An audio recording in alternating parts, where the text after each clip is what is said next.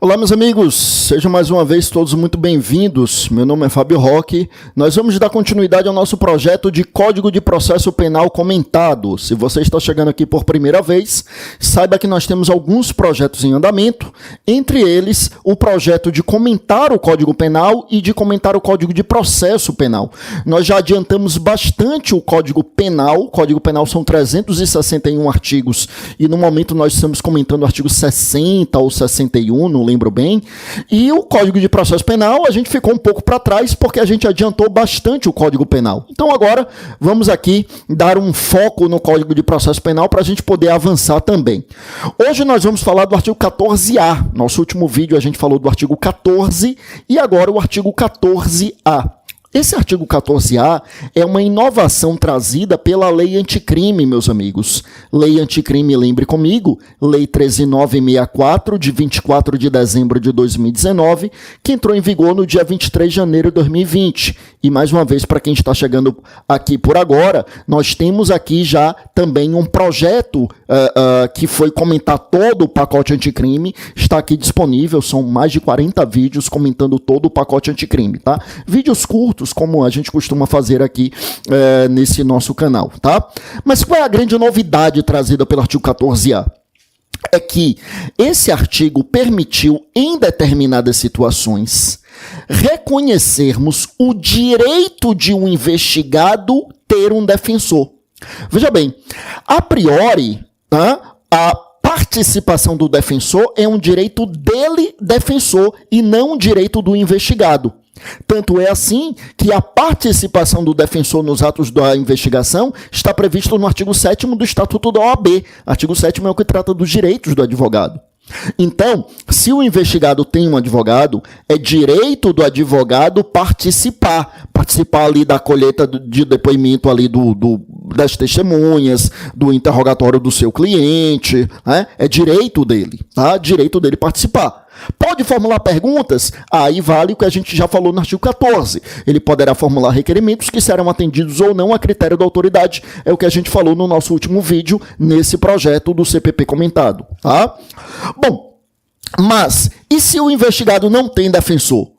Se o investigado não tem defensor, qual é a grande regra? O delegado não é obrigado a nomear um defensor. Ao contrário do que acontece na fase de processo, em que se o sujeito não tem o réu, né, aí já não é investigado, já é réu. Se o réu não tem defensor, então cabe ao juiz nomear um defensor dativo para acompanhar ali o processo. Defensor dativo que preferencialmente será a Defensoria Pública, né? Será um defensor ou defensora pública. Bom, então a grande regra é que, na fase de investigação, não cabe ao delegado nomear defensor, não cabe ao delegado fustigar o investigado para que nomeie um defensor. Como a gente vai ver, e eu já antecipei, aqui no artigo 14A, a Lei Anticrime abriu uma exceção. Veja o que é que diz aqui o caput do artigo 14A, né? O artigo 14A, além do caput, tem 2 parágrafos. Fica comigo por enquanto no caput, está escrito assim. Nos casos em que servidores vinculados às instituições dispostas no artigo 144 da Constituição Federal. Só para lembrar, artigo 144 da Constituição é aquele que é o artigo que trata da segurança pública. Então, esses servidores vinculados ali às instituições do artigo 144 são os policiais da Polícia Civil, da Polícia Federal, da Polícia Rodoviária Federal, da Polícia Rodoviária Estadual, da Polícia Militar, da Polícia Penal, né, que é relativamente novo na Constituição. Polícia Penal, antigamente, eram os agentes carcerários, né? Então, o artigo 144 da Constituição. Conforme a gente vai ver lá quando a gente analisar os parágrafos, isso vai valer também para os servidores do artigo 142, que são os membros das Forças Armadas. Mas, por enquanto, vamos ficar aqui com o caput. Então, vamos lá. Então, nos casos em que servidores vinculados às instituições dispostas no artigo 144 da Constituição Federal figurarem como investigados em inquéritos policiais militares e demais procedimentos extrajudiciais, cujo objeto for a investigação de fatos relacionados ao uso da força letal praticados no exercício profissional de forma consumada ou tentada, incluindo as situações dispostas no artigo 23 do Código Penal, o indiciado poderá constituir defensor. Vamos lá, olha bem. Então, o que ele está dizendo aqui é o seguinte: se é policial, né, membro ali das forças de segurança, ali do artigo 144, se é um policial, e que ele está sendo ali investigado, né? Porque veja, que aqui tem uma investigação em andamento. E aí veja que que o 14A fala em ou inquérito policial, ou inquérito policial militar, ou outro procedimento extrajudicial. Né? Pode ser, por exemplo, um PIC, que é o procedimento investigatório criminal, a investigação do Ministério Público. Então, se tem ali um policial sendo investigado em um inquérito policial, ou inquérito policial militar, ou um PIC, ou outro procedimento extrajudicial, pode ser um inquérito parlamentar, que é o inquérito lá das CPIs, né? Enfim, se tem um procedimento ali de investigação, né? Uma investigação ali pré-processual, extrajudicial, então, o que é que ele está dizendo? É para qualquer crime? Não. Veja, quando ele fala no emprego da força letal, letal, e tem que ser praticado no exercício profissional, tá? E aí de forma consumada ou tentada. Então ele está sendo investigado ali porque na atuação policial ali, ele está sendo ali investigado por crime de homicídio tentado. Bom, consumado ou tentado. Então ele vai fazer jus aqui ao defensor. Então é o que diz aqui. Sim, aí o artigo 14A ainda diz assim, né? Incluindo as situações dispostas no artigo 23 do Código Penal. Artigo 23 é o que trata das excludentes de ilicitude, né? É o que previu ali estado de necessidade, legítima defesa, estrito cumprimento de um dever legal e exercício regular de direito. São as 4 excludentes previstas nos 3 incisos do artigo 23, tá? Lá do Código Penal. Então, o que é que diz aqui? Diz então que ele, o indiciado, poderá constituir defensor. Só que se parasse por aqui, não teria dito nada de relevante. Porque na verdade, todo investigado pode constituir defensor. Isso não é um privilégio de quem está no exercício profissional, acusado de... Não, qualquer um pode constituir defensor, qualquer investigado. Então se o CAPT parasse por aqui, né? Se o artigo 14A parasse no CAPT, não teria absolutamente nada demais, teria nada de novo, seria um dispositivo inócuo. Só que, volte comigo aqui para a tela, aí a gente chega no parágrafo 1º e tem assim: para os casos previstos no CAPT deste artigo, o investigado deverá ser citado da instauração do procedimento investigatório, podendo constituir defensor no prazo de até 48 horas a contar do recebimento da citação. Bom, aqui a coisa já começa a ficar estranha. Porque todo investigado pode nomear, pode constituir um defensor. Só que o investigado ele não é cientificado especificamente para isso, com prazo. Ó, você é citado aqui de que tem investigação contra você, você tem 48 horas para nomear um defensor. Com os outros investigados, isso não existe. Né? Então aqui já começa a ter algo diferente. O sujeito ser citado para nomear um defensor no prazo de 48 horas. Sem falar na grande aberração terminológica que é falar aqui em citado e citação. Isso daqui, assim, meus amigos, essa foi uma impropriedade terminológica absurda do legislador. Porque aqui não é citação.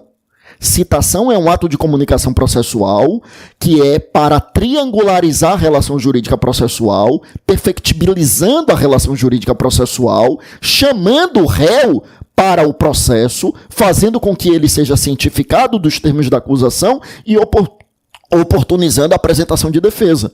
Então, isso aqui não é citação. Aqui o legislador deveria ter empregado a expressão notificação. Ele é notificado para, efetivamente, né, ele é notificado para nomear um defensor em 48 horas. Mas cuidado, o legislador utilizou a expressão citação, sobretudo no estudo para concurso, é muito comum, literalidade legislativa. Então, se cair na sua prova objetiva citação, que ele foi citado, então está correto, o examinador está reproduzindo a literalidade legislativa, fique por aí.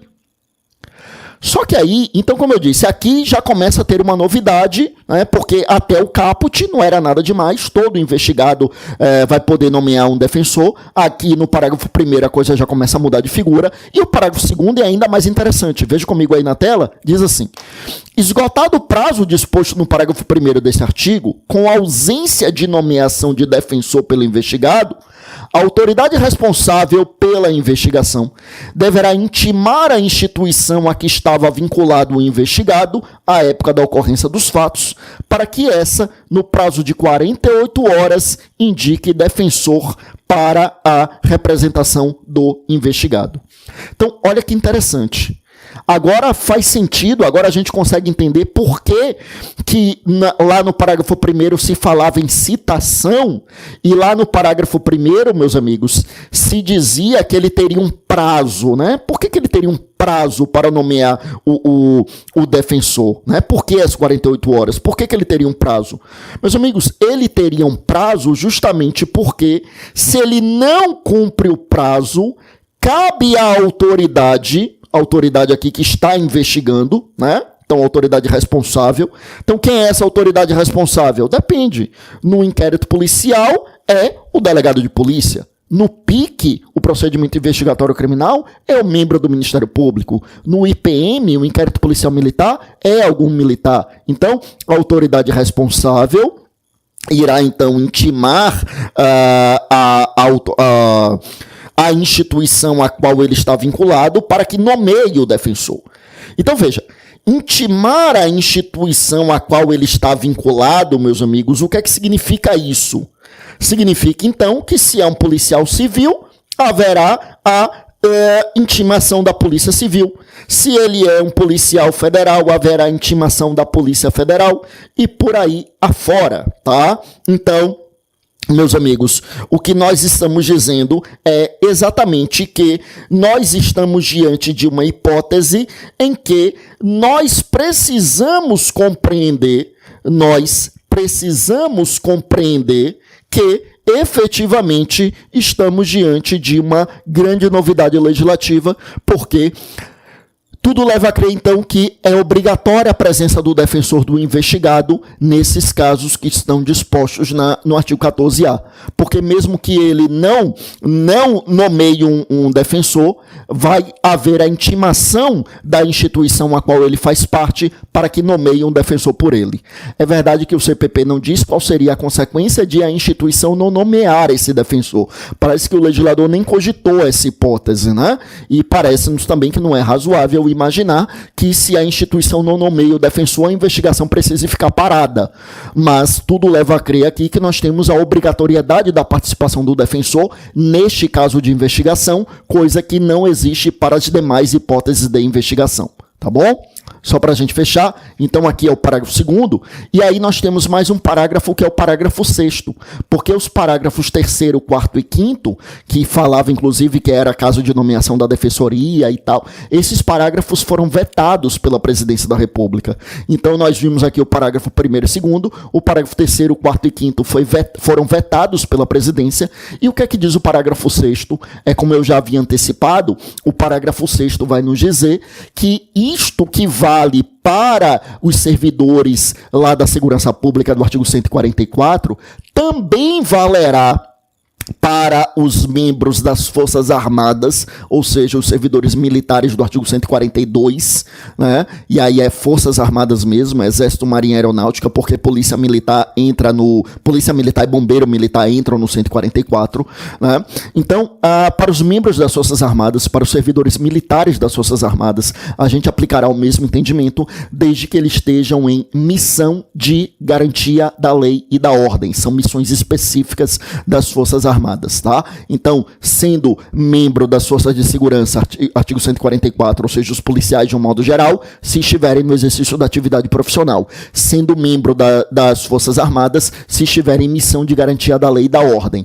Lembrando que esse artigo 14A, ele significa dizer, então, que haverá a presença de um defensor. O sujeito é citado para nomear defensor em 48 horas. Se não fizer, a autoridade responsável pela condução da investigação intima o órgão ao qual ele está vinculado para que este órgão nomeie um defensor para ele. Lembrando que isso só vale para os crimes em que há emprego da força letal, seja na forma consumada ou tentada, e ainda que a tese defensiva seja justamente a presença das excludentes de licitude, ou seja, o artigo 23 do Código Penal, como diz o caput aqui do artigo 14A do CPP. Tá bom?